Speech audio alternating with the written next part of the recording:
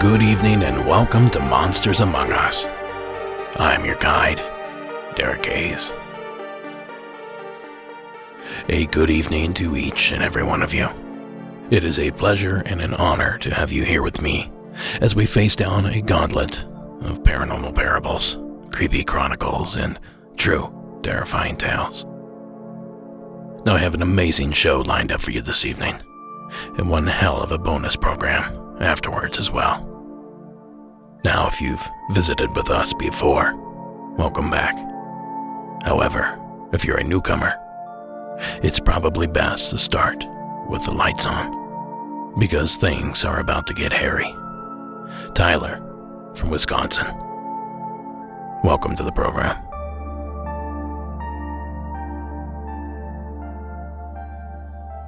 Hey Derek, this is Tyler from Wisconsin. Love the show, by the way. I wanted to call in and give a story to you guys about something that happened to me when I was about 15 years old.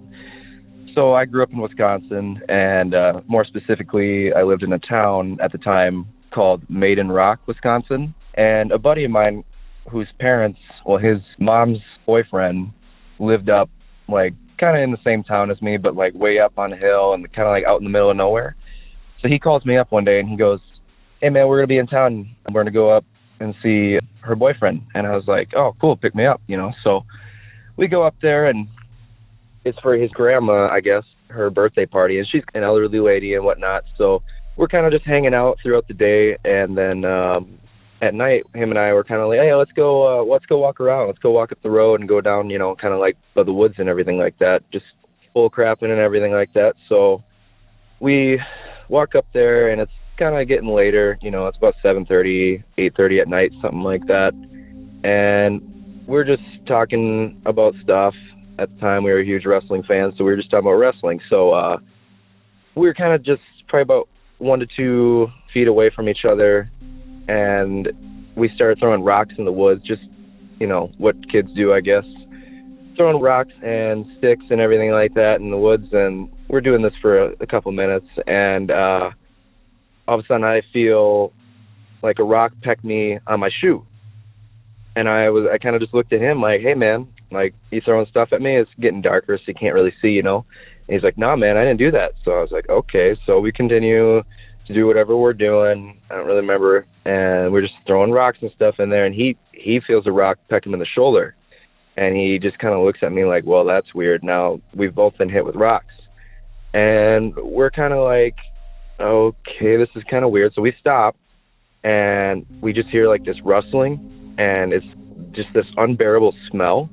And him and I both knew something wasn't right there, and we're kind of inching away from the spot or whatever. And then I can only describe it as what it sounds like would be knocks, big heavy knocks, a couple of them, and they sounded like they're a few feet apart from each other. So I'm like, okay, that's very strange.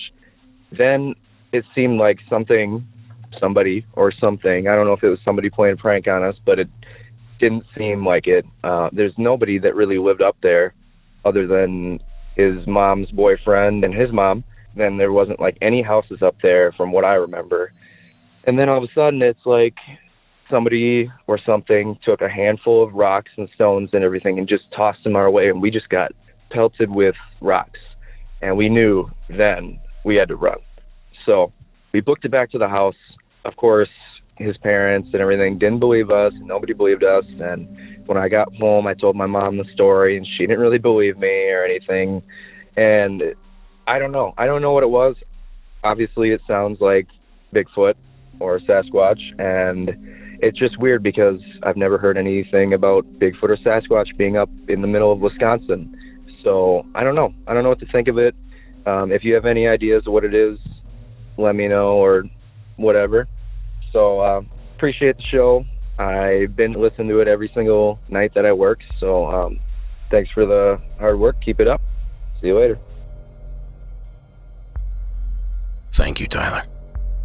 Now perhaps you jumped to the same conclusion that Tyler and I did, and branded Bigfoot as the bad guy. Well, I certainly wouldn't blame you if you did. However, we should point out that this could easily have been some jokesters, or perhaps some kids playing in the woods. I'd say the odds of that happening are probably much greater than it being Bigfoot. But you didn't come here to hear all that. You came here looking for monsters. And who am I to let you down? So let's start by answering Tyler's question. Is Sasquatch reported in the state of Wisconsin? Well, the answer to that is complicated. But to put it short, yes and no. Wisconsin is known for all sorts of cryptid creatures.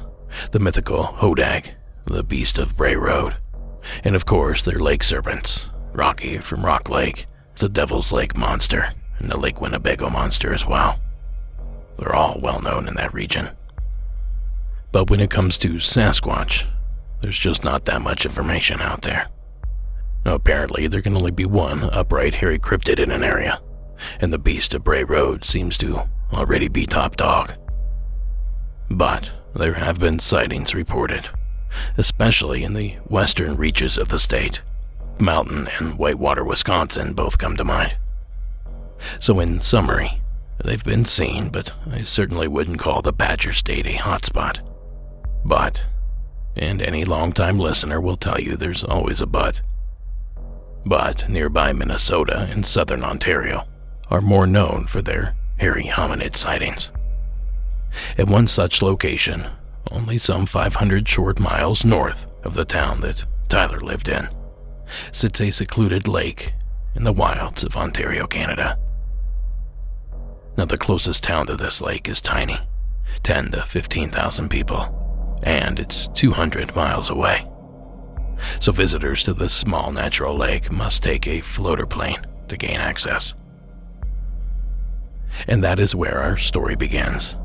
You may recognize the name Snellgrove Lake, as it was featured on the prominent cryptid-themed program, Monster Quest, more than once.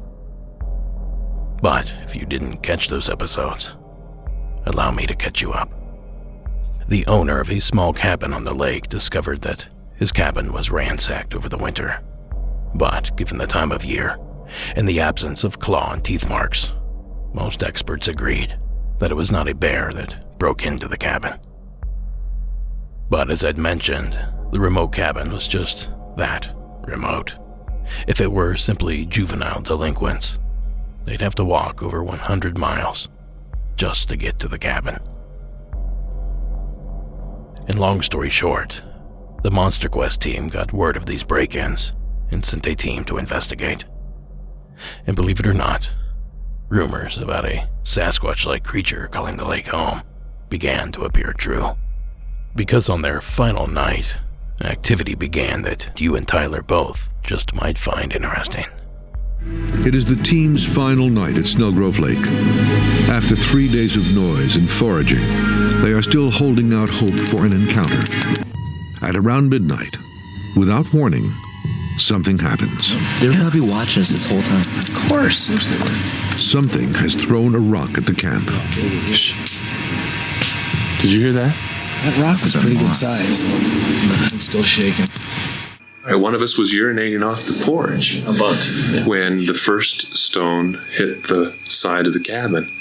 This rock on the side of the building was bang. It's scary. It's amazing. It's always stuff you hear about that doesn't happen to you. I've been in the woods a lot. Camera crews scan the immediate area with the night vision and thermal cameras as the team retreats into the cabin. One crew member threw a rock back into the woods, only to have another rock thrown back. And that was followed shortly after by a rather larger rock bouncing down the roof of the cabin. This is quite distinct. Obviously, there's nothing in the woods that's recognized anyway that can lob rocks in that fashion. And we're all together. I'm with everybody, so I know that it's nobody goofing around. We came in from outside, and we're cowering in here. I'm afraid for the first time, and it was for sure a rock, and it was for sure on the roof of the building. Of course, that clip is courtesy of the Sasquatch Attack episode of the History Channel program, Monster Quest. And as I'm sure you've noticed, pretty much the same activity was reported by Tyler in his initial call, rock throwing. Now I imagine many folks are probably confused by this, wondering why rock throwing is so significant. Well, it excites us researchers for a couple of reasons. For starters, only humans and primates can throw objects. And as we know, there are no recognized primate species in North America, save for us humans. So that certainly narrows down our options. But perhaps the most significant aspect to those strange reports is the fact that rock throwing is a trait commonly known to be shared among primates. Here is some information provided by the Jane Goodall Institute, with some wisdom from the good doctor herself. In Gombe, 9 different chimp tool behaviors have been witnessed. They use twigs to fish for termites out of their mounds, sticks as probes to get into a tree ant nest or inspect an object, rocks as hammers to open fruit, and use leaves as a sponge to soak up water to drink. They flail sticks and throw rocks as weapons to intimidate other animals, or even use sharp sticks as spears. Chimpanzee youngsters can learn by observing, imitating, and practicing. They learn by watching their mother especially, but also brothers, sisters, other individuals in the group. And this behavior isn't limited to chimps. Gorillas, orangutans, and several other smaller monkeys all share this oddly human-like behavior. So perhaps you can understand why us researchers perk up at the mention of rock throwing. If we discover that it's not another human out there tossing these rocks, well then, we have some serious questions to ask ourselves. A big thanks, Tyler, for sharing the entry. Regardless of who or what unleashed the barrage of rocks, it made for one hell of a tale. Now, if you also have a true paranormal story, please call the hotline at 1-888-608-NIGHT. That's 1-888-608-6444. Now, next up, we venture to the Garden State of New Jersey, where Rupert is waiting with an entry. Hey, Derek. My name is Rupert. I'm from New Jersey. I've been listening to your podcast for about a month and a half now, randomly. Almost caught up. I love it. I have a couple stories I wanted to call in, but I'll start with this one. I live in a ranch house built in 1985. It's not a very old house. I don't think anybody died in it, but there's been some weird things happening in it, and it all started back when my wife's sister lived with us for about a month and a half, and she told me she saw a man walking in my hallway that was bald and had glasses, and she said for some reason she felt that his name was Paul. Now, I brushed it off because nothing's ever happened to me. I've never felt any kind of creepiness in this house. It's just been normal. It feels homey, you know. It feels like home. So she moved out, and it was uneventful for a while. And then one day, I was walking into my kitchen from my living room, and on top of my refrigerator, which is very, very solid, does not wiggle, does not wobble. The floor is very solid by it, does not vibrate or rattle at all. We kept a bottle of wine up there whenever we had one as a backup for my wife, and it was a bottle of red wine, so it sat there for a while. She doesn't like red wine that much, so it was up there. I would look at it every time I walked from the kitchen to the living room, and it was always in the same spot, never moved. But one day, I was walking the other way, and I heard this loud bang behind me. I turned behind me, and the bottle of wine was on the floor. Now, I did try to debunk it. I put it back up there. I tried sliding it with my hands. It didn't slide very easy, and I tried pushing it with my hand toward the edge of the fridge, and it inched a little bit at a time. But every time I looked at it prior to that night, it was back about 4 inches on the refrigerator. So why it fell, I don't know. Again, brushed it off. Had to be some crazy thing, even though I couldn't replicate it. But then this happened. I came home one day from work, and I have a yellow lab, and I let her out every day. I call her, she comes down the hall. We used to have a gate that we propped up in front of the bedroom door so she wouldn't be tempted to run around the house and eating things. It was only laying against the door frame, so when I came home, I would call her, she would just push it over and come down the hall, and I would let her out. One day I called her, she didn't come. I thought my wife left her outside because she had done that before previously a few times, so I looked outside, she wasn't outside. I called my wife, I said, I don't know where the dog is. And she said, I don't know where the dog is either. And I looked through the whole house, and I found her. And this is the weird thing. So my son's room is across the hall from my room. He has a loft bed against the wall, and then the wall at the foot of his bed leaves about 2.5 to 3 feet of space between the bookshelf and his bed. And it's not wide enough for the gate to get in there easily, but the dog was backed into that little corridor with the gate laying on top of her on a 45-degree angle.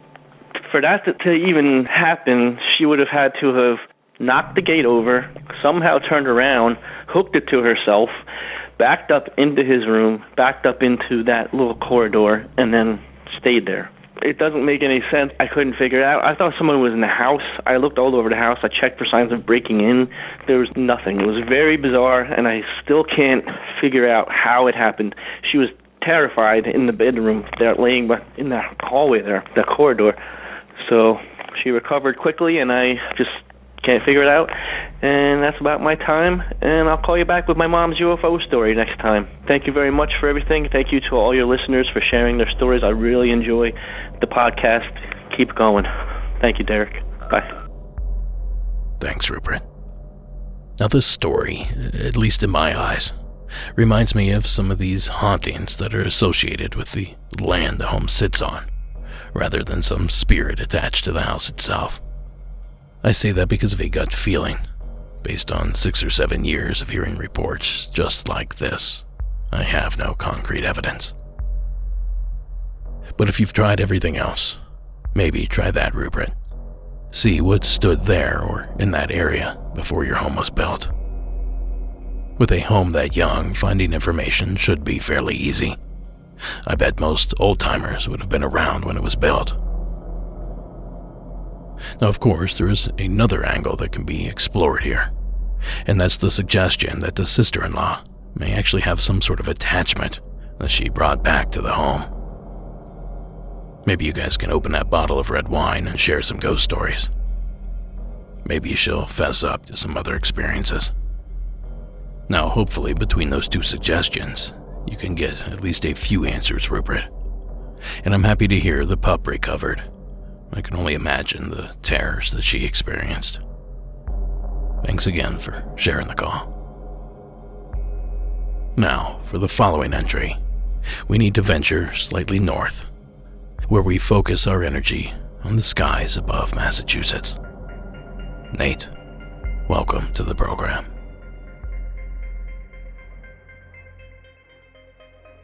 Hey, Derek. My name's Nate. I'm from Massachusetts. I had just recently heard an episode, I think it was episode 12, season 9. A woman named Hillary had called in talking about Route 2 West, and I happen to live right around the area, and I can tell you firsthand that it's not just Route 2 West that has some strange happenings, but it's all of the towns in the surrounding area. So I live pretty close to where she was talking about seeing the shadow person behind her car. And I can remember probably about, I don't know, it's been a while, maybe 10 years ago. A buddy of mine were on our way to a nearby mall. We were going to the movies. I can't for the life of me remember what movie we were going to see. But we had just pulled off of Route 2 West in a town called Leominster. And all of a sudden, and it wasn't dark, it wasn't nighttime or anything like that. It was probably around like 4 or 5 o'clock in the afternoon. And we see these 3 lights in the sky, a stone throws like height. It wasn't, super high in the sky. And it was 3 lights in the shape of a triangle. And this thing was massive. It didn't make any sound. It didn't, do anything crazy, but it just kind of hovered and it kind of went over us.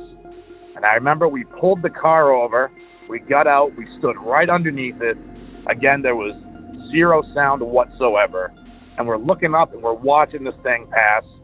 And then we see it go over the tree line, disappears. We get back in the car like nothing happened. We go to the movie, we watch the movie, and it wasn't until maybe about an hour or two after the movie was over that we were both looked at each other kind of like, wait a minute, what the hell was that thing? It was almost like whatever it was trying to force us to forget, or I don't know, maybe it was just so out of control and, out of this world that our brains took that long to process it.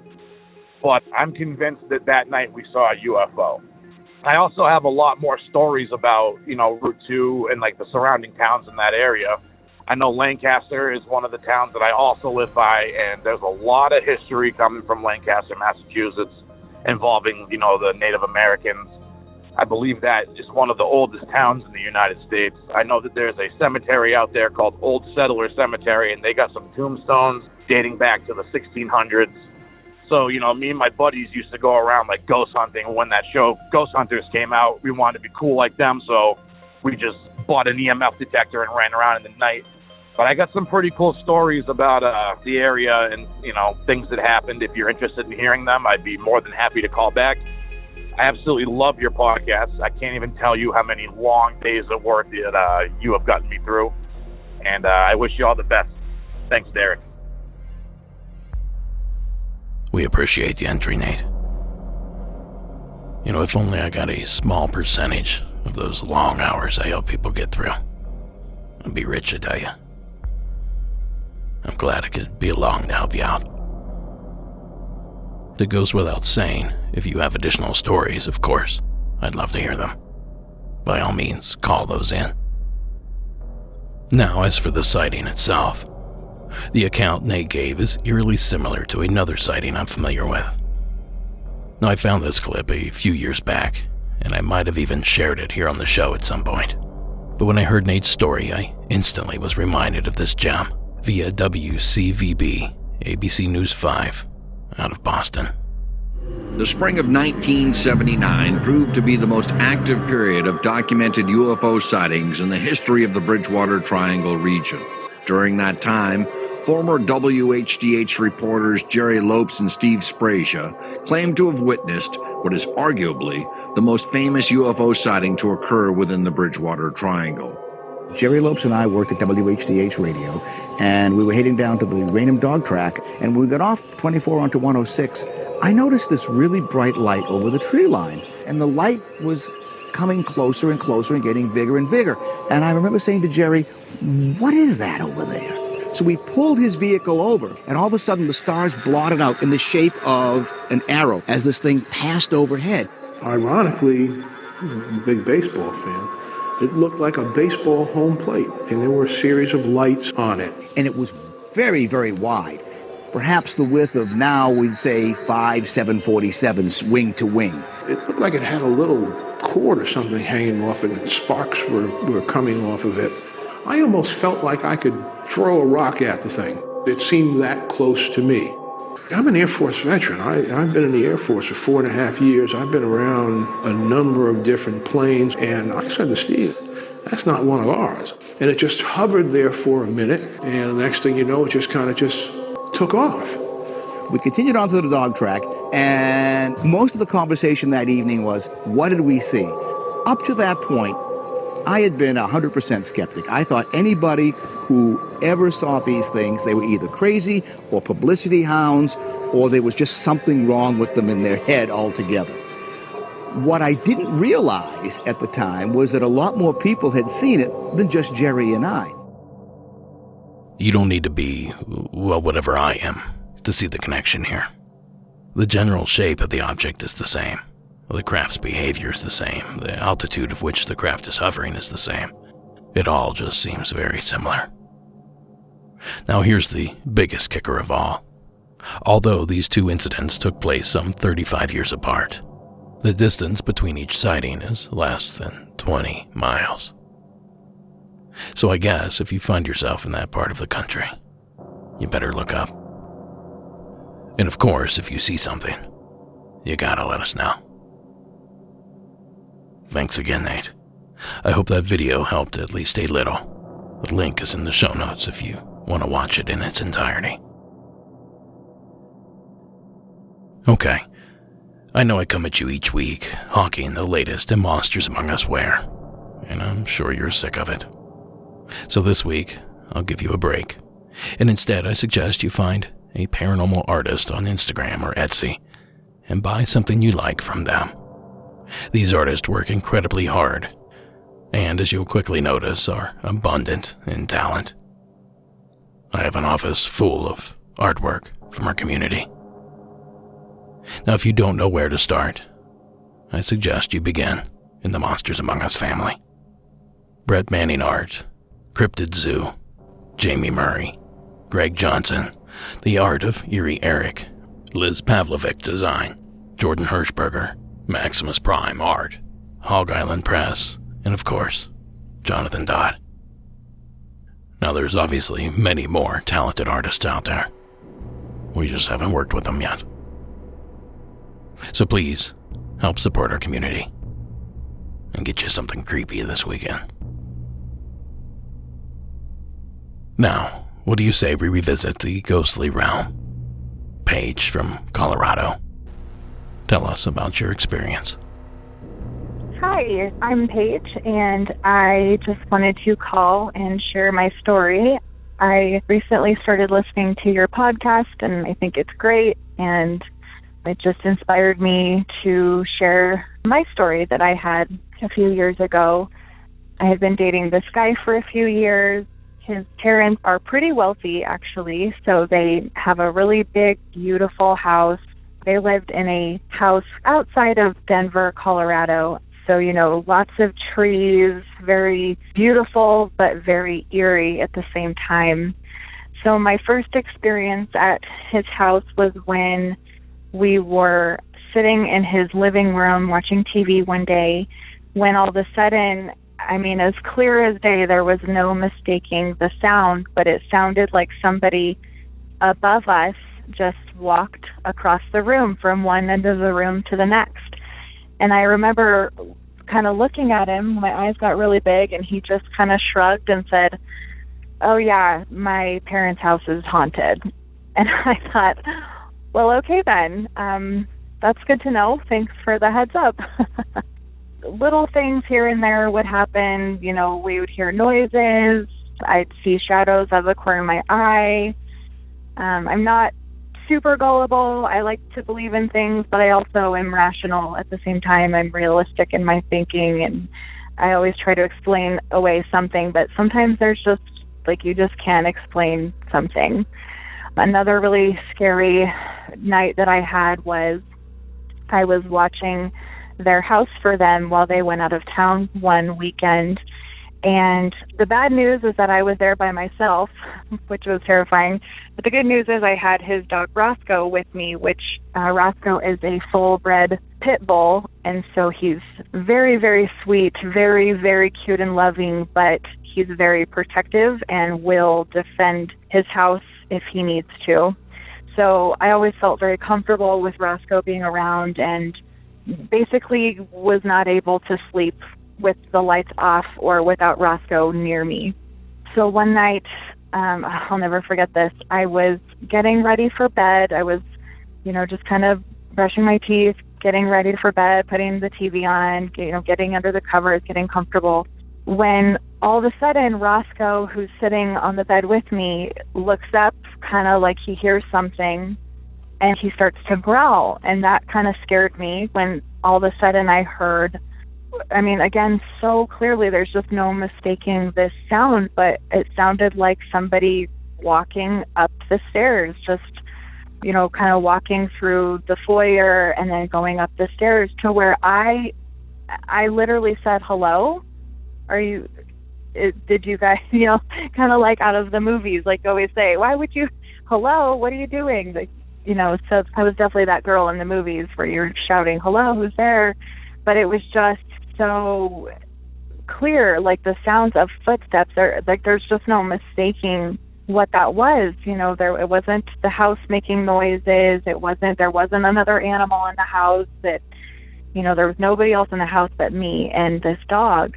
And I just heard so clearly somebody walking up the stairs, and Roscoe jumped off the bed, was growling like there was somebody there. He went up to wherever it was at the top of the stairs and growled and barked, and eventually he stopped and came back into the bedroom, and I definitely didn't sleep that night, that is for sure. And then the last story that I can remember that happened was probably the scariest thing. I was with my boyfriend that night. We were going to sleep and had our backs to each other.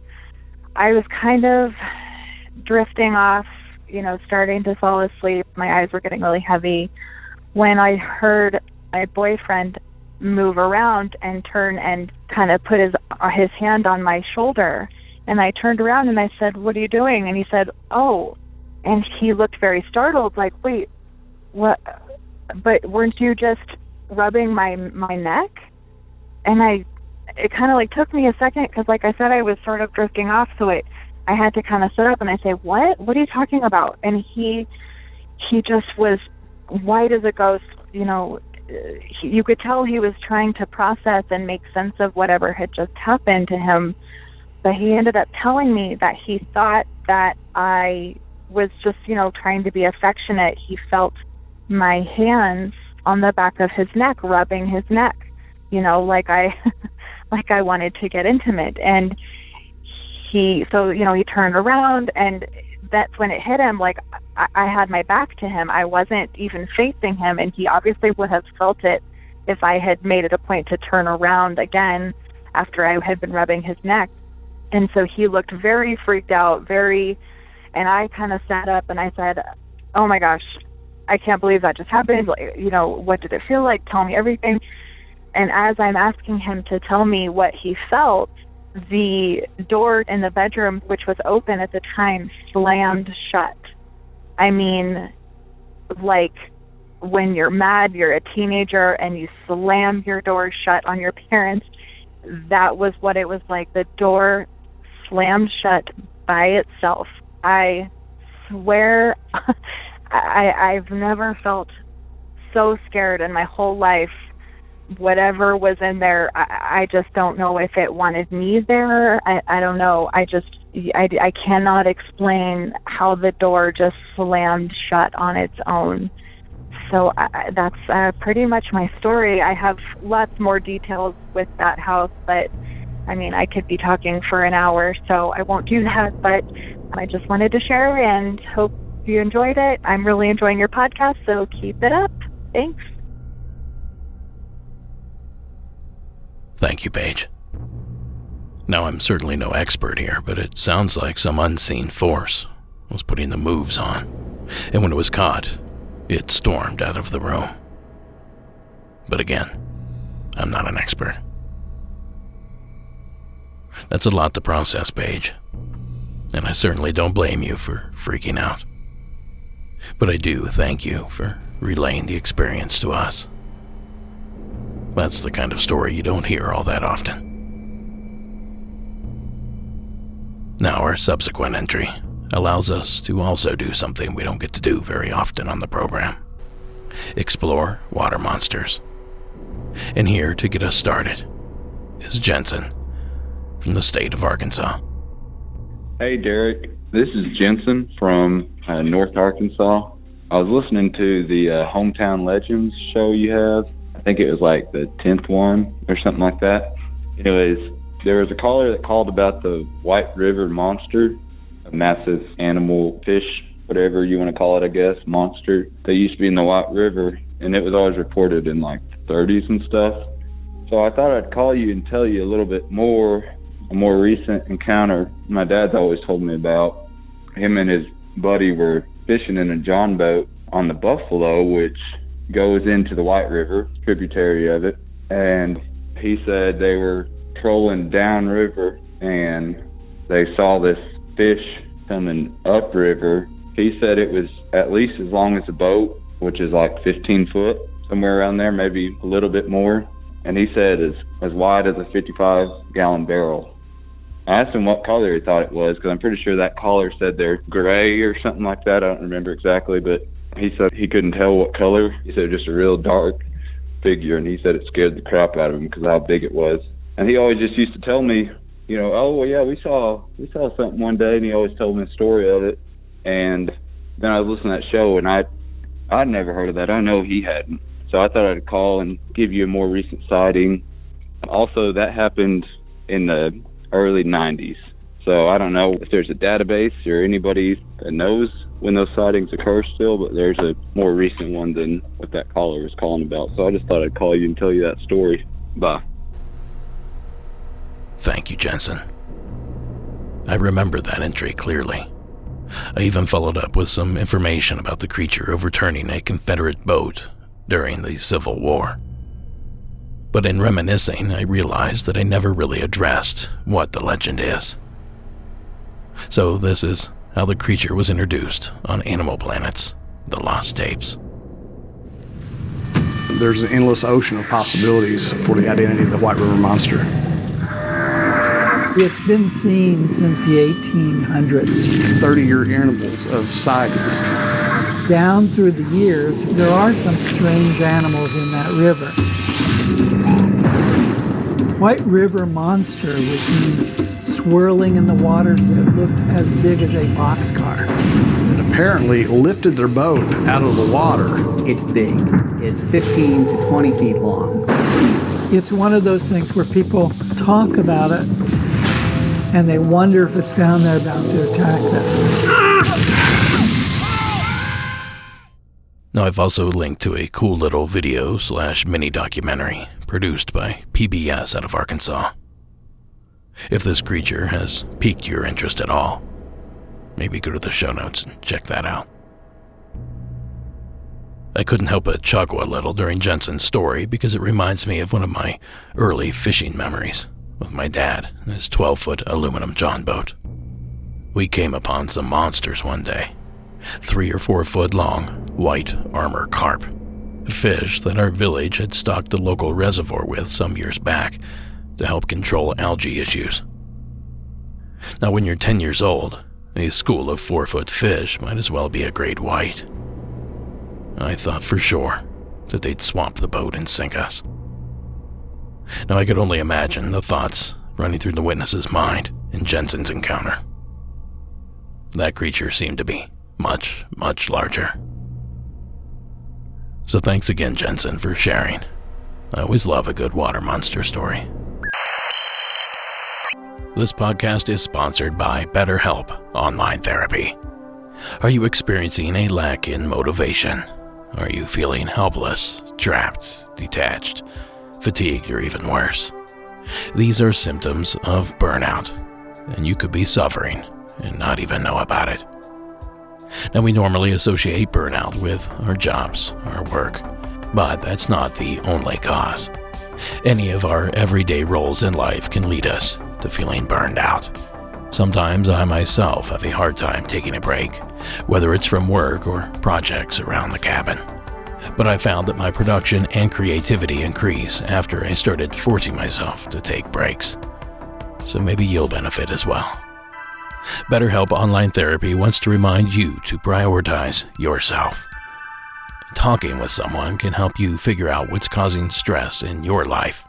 Personally, therapy has given me the tools I need to deal with my stress and anxiety in a healthier way, so I can be the best version of myself.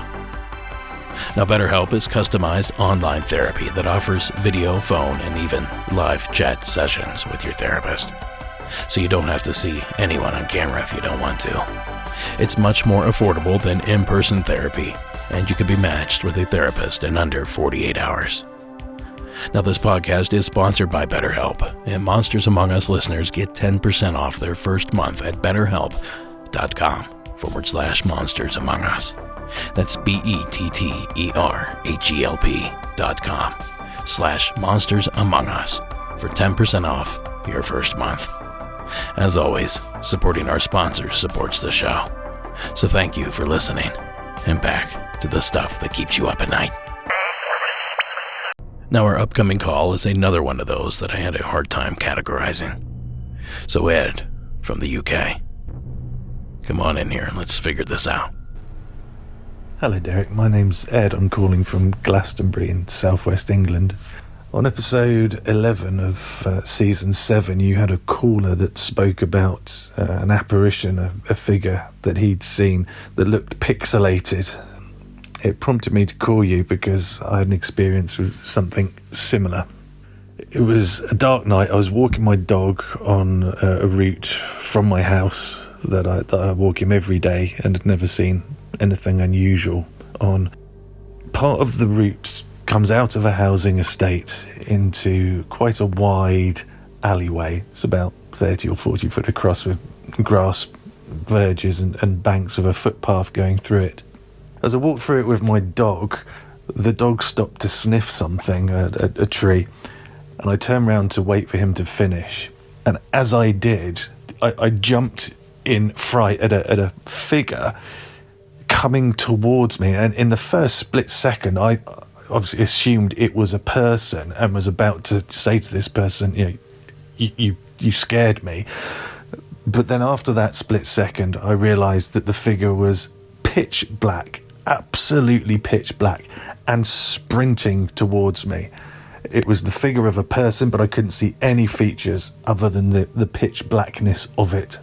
As it got towards me, and as it was within maybe 4 or 5 meters of me, it disappeared. But as it disappeared, I realised that the edges of it were squared and pixelated, just like if you're watching a bad quality YouTube video.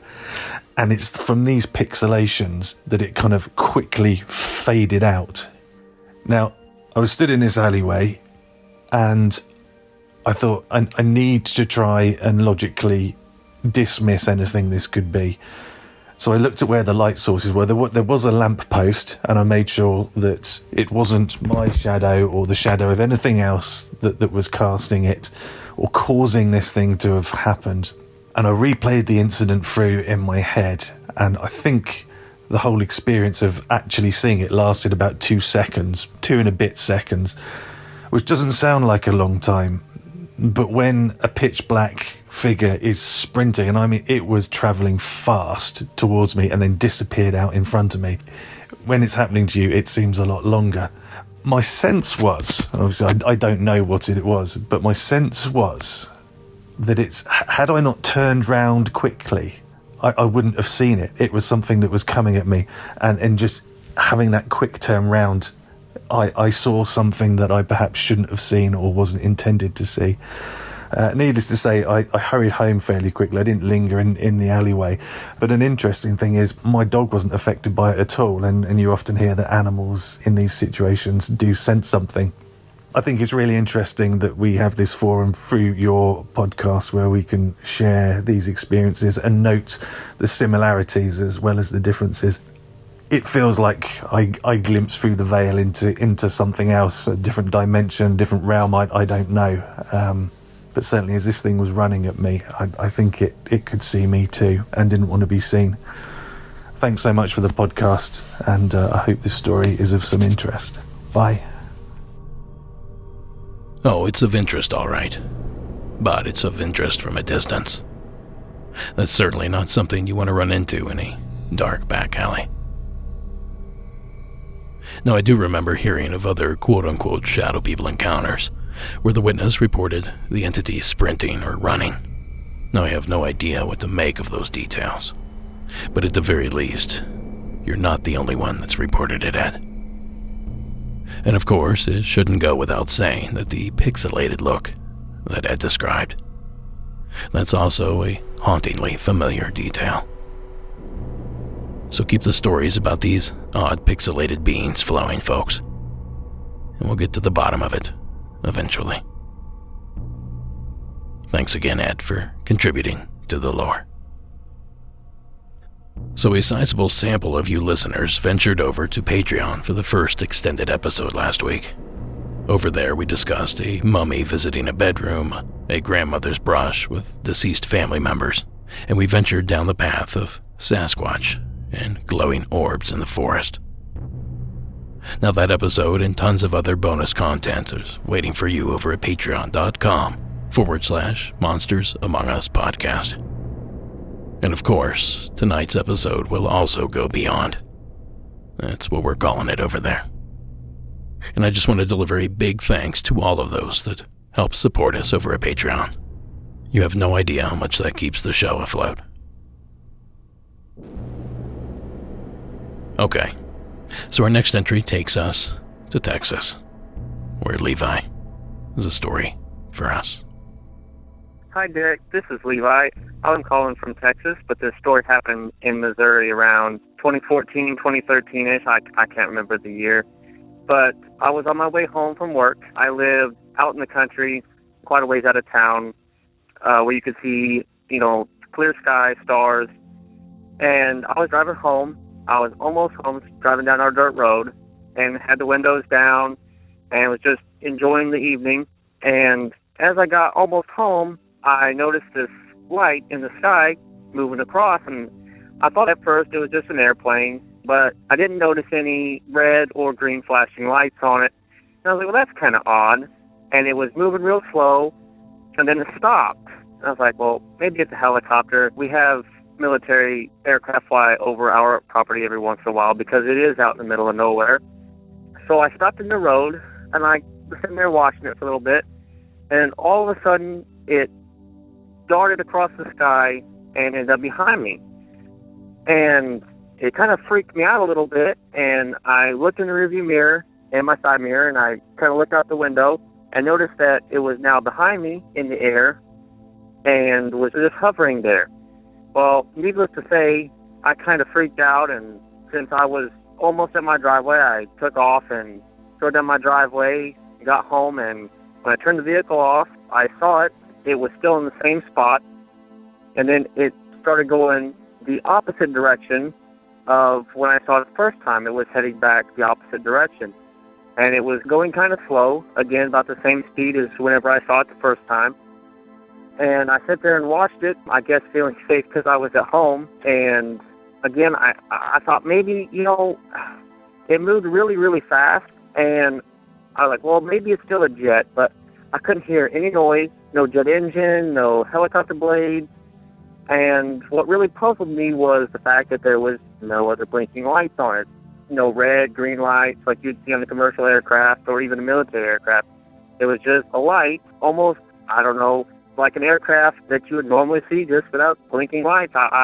It's hard to describe. It was definitely out of the ordinary. And as it made its way back the opposite direction, it turned and then started back across the sky in another direction. And it was just weird that it had no real flight plan, no path of travel. It was just it wasn't erratic and like really fast movements. It just changed direction often and never really, it didn't seem like it had any sense of knowing where it was trying to go like a regular aircraft would. They fly in a straight line from point A to point B.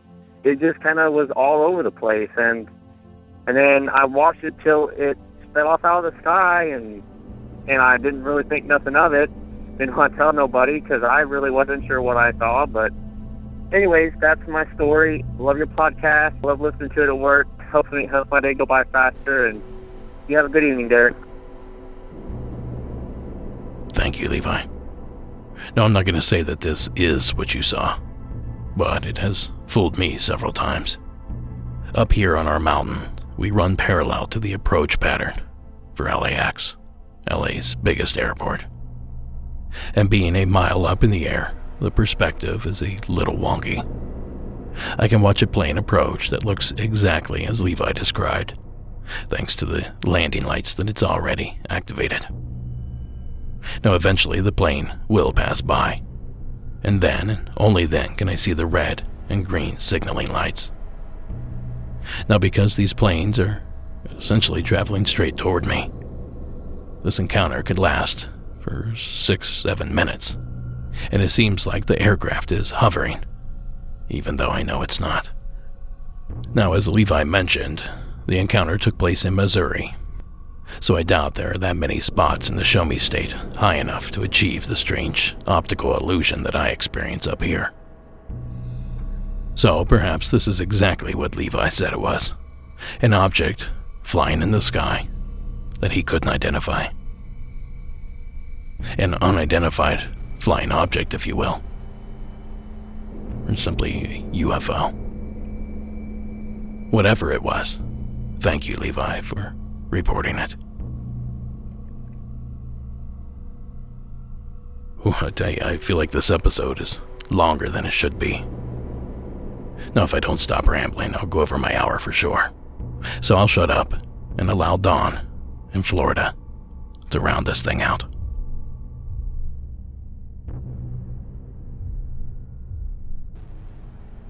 Hi, Derek. My name is Dawn, and I just started listening to the show probably about a month or so ago, and I have been binging it like crazy, and I love it. Thank you so much for this.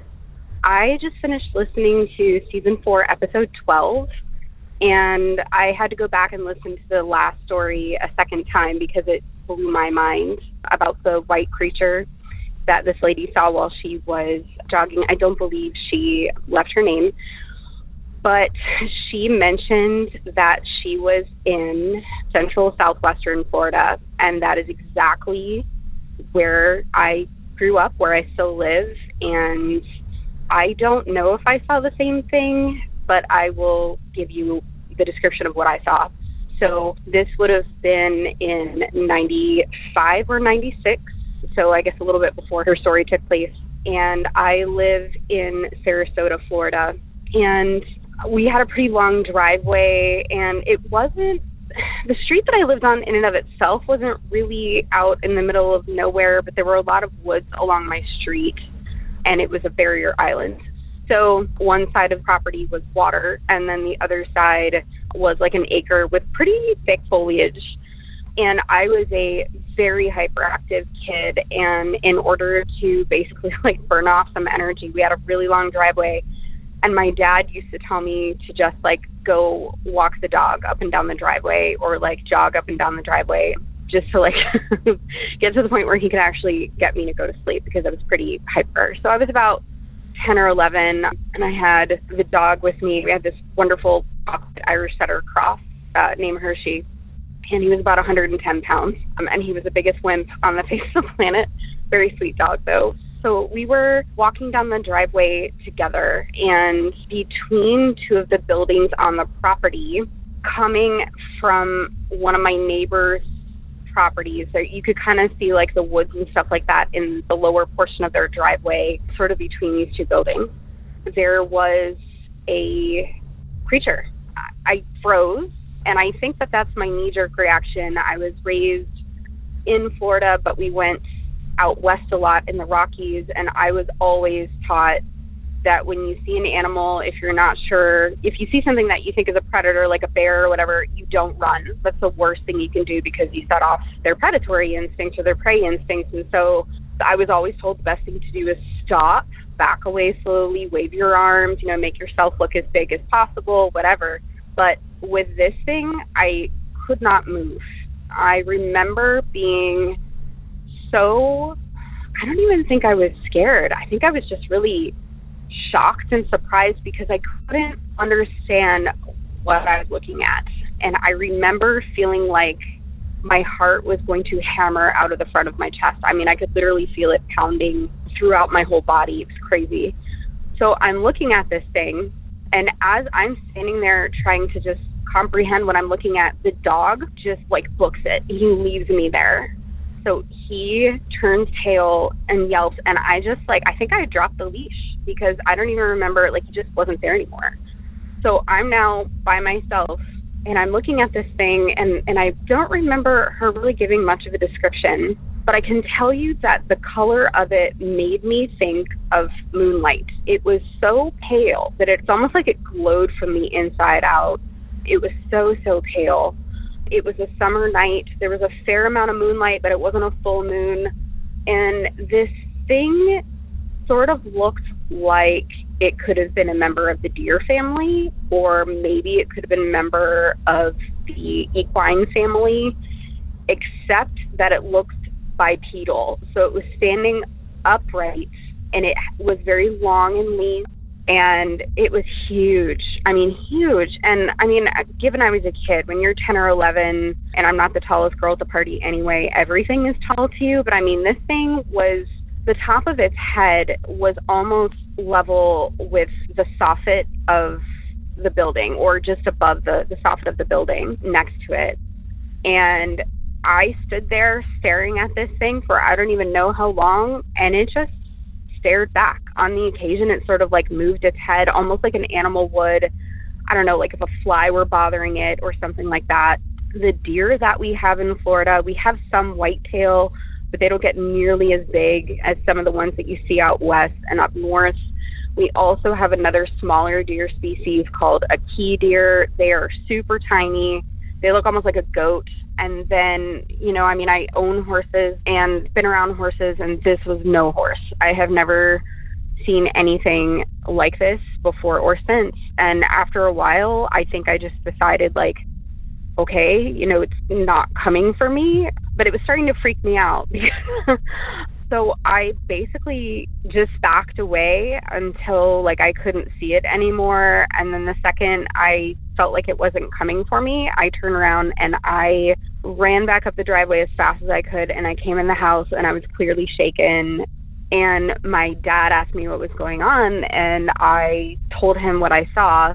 And my dad is a very logical-minded guy, you know, former military, and then he was a fireman for a little while, like very analytical. Definitely the dude you want to have around in a crisis, because he's not thinking about the crazy stuff. He's just thinking like, okay, what needs to happen next?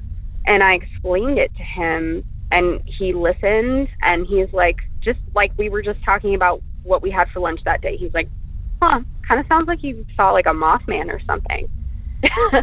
And so then, you know, he explained to me what a Mothman was. And I mean, I've looked at pictures of Mothmen, and maybe I can't really say for sure, because I don't remember seeing wings, but I did get the sense that this thing was deeply intelligent and deeply something of the earth. This was not something that I felt like was an alien or anything like that. It was a creature born on Earth, was meant to be on Earth, and when it was just looking at me, it was almost like it understood that I was afraid, and it wasn't going to, because I was a kid, it was almost like, you know, it was like, okay, I don't mean you any harm or anything like that, but it was really wild.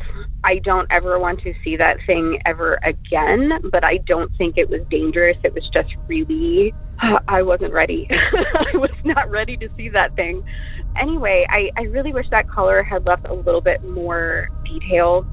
So that's my story. But anyway, thank you so much for listening, and I would love to know what other callers out there think, or if anybody in this area has seen anything like that. Thanks. Bye. Thank you, Dawn. I can't imagine a world where that is not a traumatizing experience. But I'll be damned if I'm not fascinated.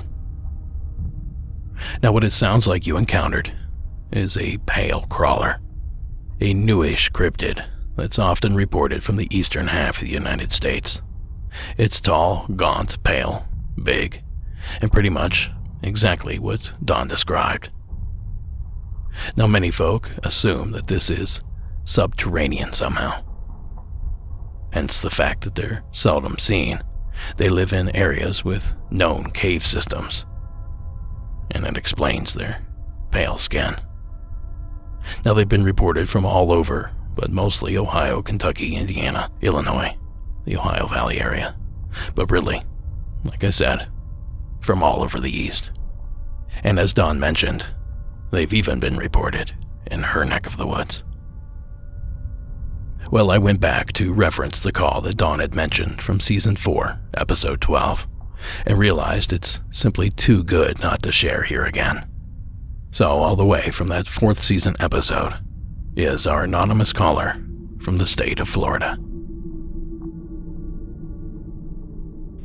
Hey, so 2009, the month of February, can't remember the exact date, 4 a.m., around thereabouts. I say that because I was running and didn't have a watch on, but I know I'd left the house free. And at that time, I was training for long-distance races, so I was running for hours, and I had to start out really early. And I ran on trails because I was training for, that's what I did. I still do, run trails. So the area I was in, central, southwestern Florida, and there was an interconnected series of wilderness parks that had a trail that was the connection that connected all these areas. Some were more, what's the word, civilized than others, and some are just sort of preserves. And you could walk or run or bicycle.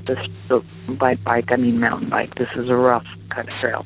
Anyway, the area I was in was not too far off from a paved loop for regular bicycles, but I was heading off that part of the park into a much more wilder part.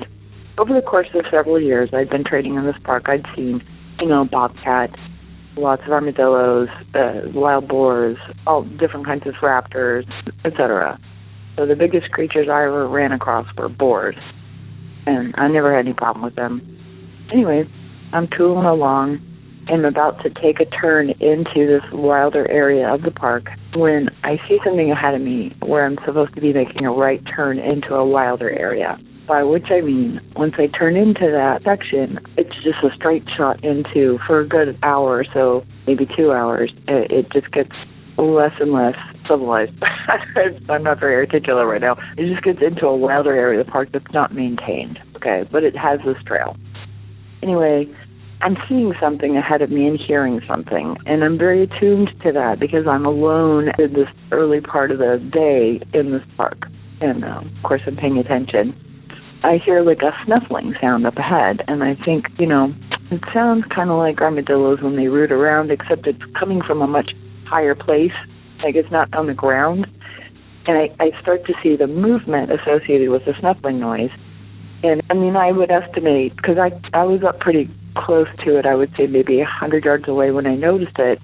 And as I approached it, I was, running, not fast, trust me, I saw this a movement that was 6 to 7 feet up high, not in the tree, coming from the ground. What I was seeing was, I hesitate to say 7 feet, but honestly, that's what it was. It was really, really tall. And the reason I could see the movement, it was like a half moon in the sky. This thing was pale white. I couldn't smell anything. I did see something about that tall, 7 feet tall, moving, and the more I approached it, the clearer that became, that I was looking at something that was that tall and pale white and shuffling around in this like little tight grouping of pine trees, the kind of brushy southern pine. It appeared to be like rooting around or messing with the bark or looking for insects or something, that kind of animal behavior. And my breath was taken away by the fact that this thing was that tall. You just don't encounter things that size in the area I was in. And I thought, I can't believe it hasn't noticed me yet. And seriously, just as I thought that, the snuffling stopped, and the thing alerted, the way an animal does when it recognizes there's something going on around it. So the thing, the creature, it's so hard for me to admit that, but what else? Anyway, it alerted, like paused, stopped. The snuffling ended, the movement stopped, and by movement, it was, the movement I was discerning was like natural, like animal movement, like it, all appearances, other than the giant size of this thing and the pale color of it, it was acting just like an animal would. So it froze. In my heart, something that large pursues me. I'm alone, I have a little running knife. That's all I've got. I was terrified. The only thing I could do was decide not to take off onto that wild part of the trail. I decided I'm going to go back to the paved loop and take an entirely different route, and God help me. So I just start to do that. I take a left, and I just take off, and I think, something chases me, what am I going to do? And I'm basically thumbing through my brain trying to think, okay, what are things I can do if this animal decides to pursue me? And it didn't. I just kept going and going. I mean, on sheer adrenaline, and I can't even remember the route I took. It was just some other, like, BS route to get me back to my car. And I remember thinking, how am I ever going to run this route again? I'm going to be terrified of that one area, but that creature never returned. I wish there'd been someone else with me to see this.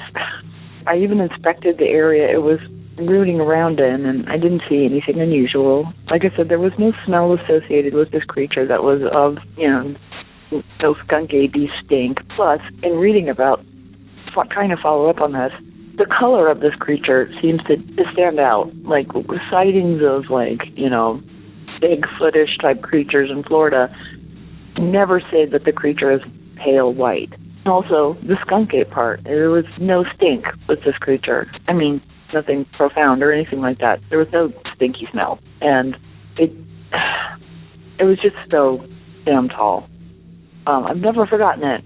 And it made me realize, what am I doing out here in the middle? If I encounter something like that, I mean, I am all alone. I did keep training, though. I did keep running, and I never had that happen. I never ran into anything like that for years. I mean, all the way up to the end of 2016, I ran those trails, and I never, ever saw anything like that again. So I don't know if anybody else has ever encountered like a 7-foot-tall white creature in the woods, but I'd love to know if they did. Thank you. Bye. I'm kicking down that fourth wall real quick. This is Derek from a day after writing the script for this week's episode. So here's the weirdest thing that happened to me in a while. I wrote this episode over the weekend so I can get out to the Brago Triangle for a few days to do some work on our upcoming film. So I chose the stories and wrote most of the episode between Saturday morning and Saturday night. Then I woke up on Sunday morning and noticed a post on our Facebook group. A post that struck me like a bolt of lightning. This post was made 5 or 6 hours after I pulled, edited, and wrote in the call that she's referencing. And that post goes as follows. Hey everyone.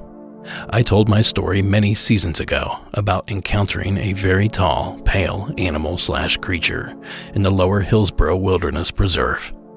At the time, I didn't identify the location because I was not legally accessing it. I was training for long-distance runs, but I also had a day job, so I was running on the trails in the preserve pre-dawn, which was not the official open hours. I had the place to myself, and it's huge and swampy. I did this for almost 7 years. My criminal days are behind me now. Anyway, I've had a Google alert set up ever since for quote-unquote white Bigfoot, because I'm still, after all these years, consumed with curiosity about what I encountered. Well, lo and behold, that's the exact same caller that left the mystery story from Season 4, Episode 12. No, I'm not sure I'm eloquent enough to convey how bizarre this quote-unquote coincidence actually is. Our mystery caller had absolutely no way of knowing I was essentially editing her 5-year-old call at the very moment she decided to write in about it. Look, I found it odd, and I'm hard to impress these days. And how about that, Dawn? There's at least a few questions answered. And by my estimates, the two distances are less than 60 miles apart. Which in my opinion is nothing for a nocturnal, subterranean, 10-foot-tall monster. So keep your eyes open, West Florida. And a big thanks to our anonymous caller, and a big thanks to Dawn. It's uncanny how similar the two sightings are. So I wonder, after all this time, is that thing still there? And that's gonna do it for this episode. But before I go, at the beginning of every season I like to do a special episode, a themed episode towards one profession or hobby. And since we're halfway through Season 13, it's time to get to work. So the next themed episode will simply be transportation. Now, we did truckers in the past, but we left a lot of people out. So if you drive a taxi, if you fly a plane, drive a ferry boat, you work on vehicles, anything related with transportation. We want to hear from you. So when you leave your story, be sure to mention the word transportation in the first sentence or two, so I can do a smart search and find your entry. Now I'll continue to remind you guys over the next couple weeks to get those calls in early and make it easy on me. Now, Monsters Among Us is written and produced by me, Derek Hayes. Additional support is provided by Sarah Carter Hayes and Addie Lloyd.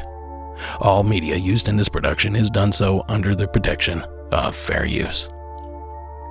If you like the show and want to help out, please consider leaving us a rate and review wherever possible. And if you're on the web, why not follow us on social media? We have accounts at Twitter, Instagram, and Facebook. And it's the best place to get updates and the most recent announcements. And finally, music from tonight's episode was provided by Iron Cthulhu Apocalypse, Co.ag Music, and Carl Casey at White Bat Audio. Thank you so much for listening. And until next week.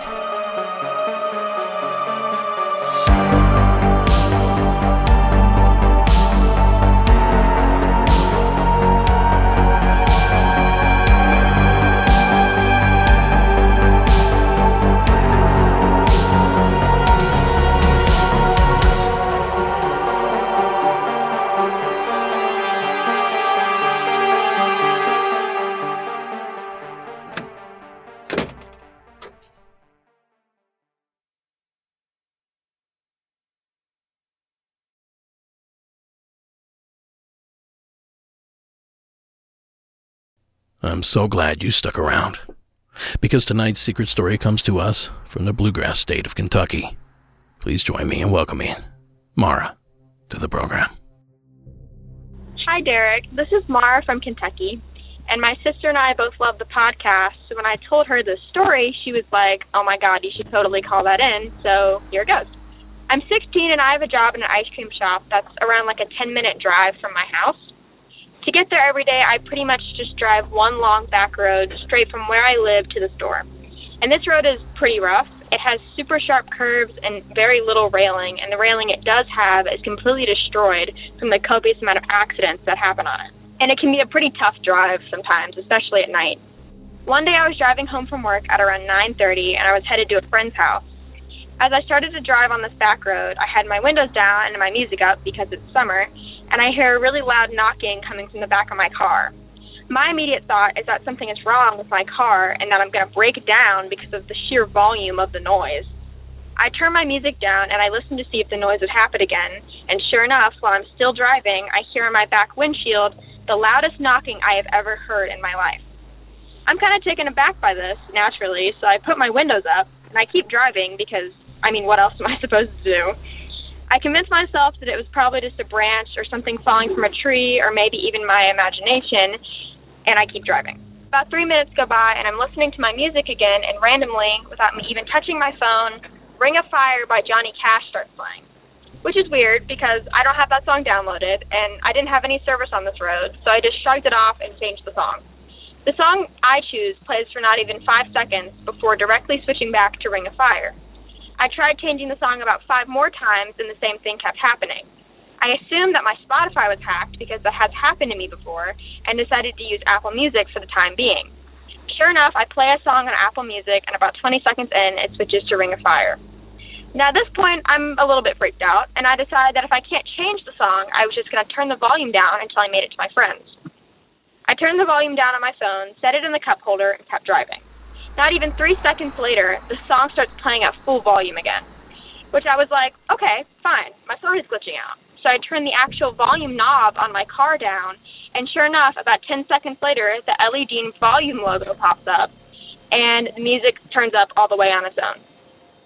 At this point, I'm about 3 minutes from my friend's house, and I'm pretty scared, so I'm trying to convince myself that this was some type of Bluetooth crossfire or something. Right as I'm turning into the neighborhood my friend lives on, a deer, out of nowhere, just runs in front of my car, and I have to slam on my brakes.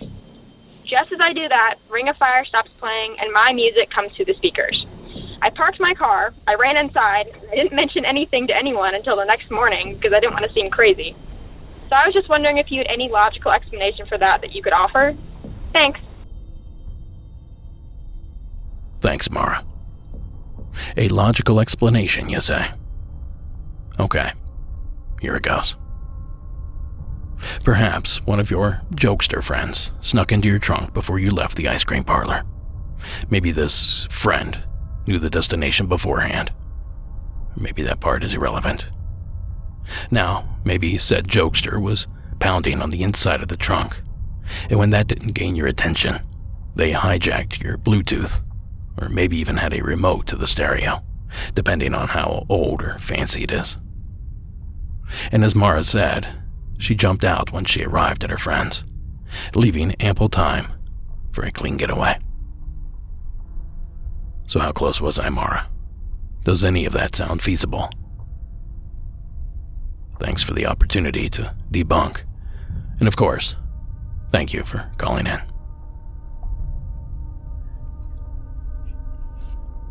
And a reminder, this is where the regular program stops, and we venture beyond. If you'd like to continue the conversation, please join us over at patreon.com/Monsters Among Us podcast and join the $5 level, and we'll see you there. Now, over here beyond, I have an array of wild entries I'm just itching to share. Like this one from Carly in the Pacific Northwest. Hi, my name's Carly. I called once before. I'm out in the Pacific Northwest, and I wanted to share this story. It's not really a monster per se, but it's weird. So, I grew up in a small town,